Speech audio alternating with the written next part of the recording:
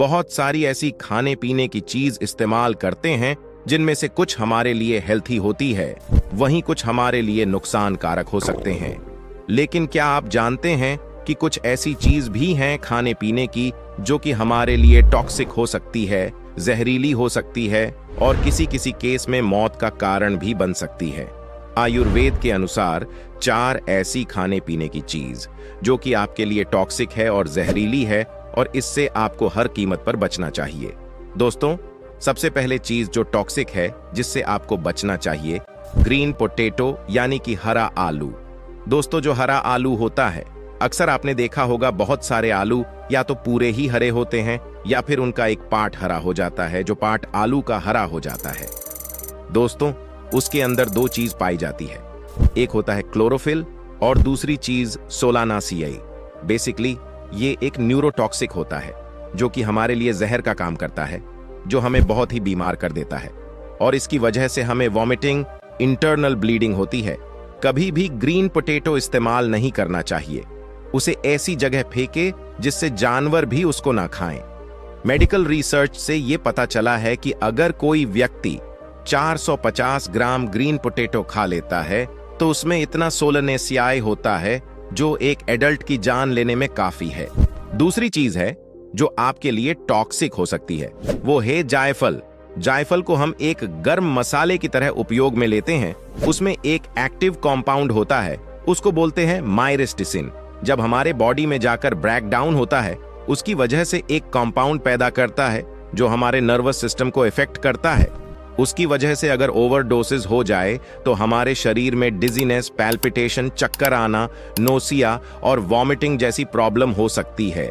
हम ज्यादातर जायफल का उपयोग मसाले के तौर पर करते हैं और बहुत कम क्वांटिटी में, जो ज्यादातर दिलुइट हो जाता है, जिससे नुकसान या खतरा बहुत कम रहता है। लेकिन अगर आप जायफल को एक औषधि के तौर पर उपयोग करते हैं, उसमें आपको ज्यादा सतर्क रहने की जरूरत है। आप जो भी औषधि ले रहे हैं उसमें जायफल की मात्रा सीमित ही होनी चाहिए।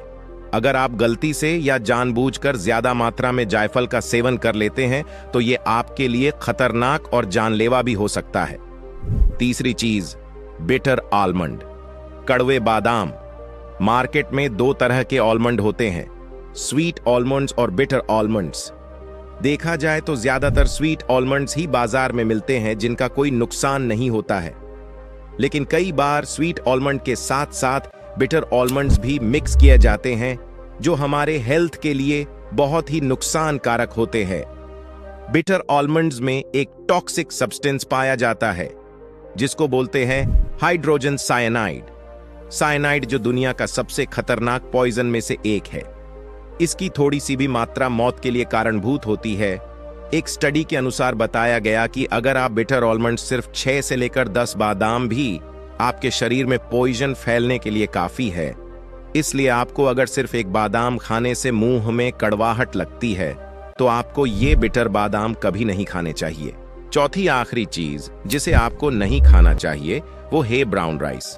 आपको भी पता है ब्राउन राइस हमारे लिए हेल्थी माना जाता है। बेशक वो आपके लिए हेल्थी और सेफ चीज है, लेकिन अगर आप इसे गलत तरीके से उपयोग में लेते हैं तो ये आपके लिए जानलेवा हो सकता है। ब्राउन राइस में आर्सेनिक कॉन्सेंट्रेशन ज्यादा पाया जाता है जो हमारी बॉडी में जाकर कैंसर पैदा करता है। चावल की खेती में बहुत सारे फर्टिलाइजर डाले जाते हैं और अलग अलग तरह की दवाइयां डाली जाती है और इन सभी दवाइयों में आर्सेनिक काफी ज्यादा मात्रा होती है। आर्सेनिक हमारी बॉडी में एक्यूमुलेट हो जाता है और धीरे धीरे उसका कॉन्सेंट्रेशन बढ़ता है।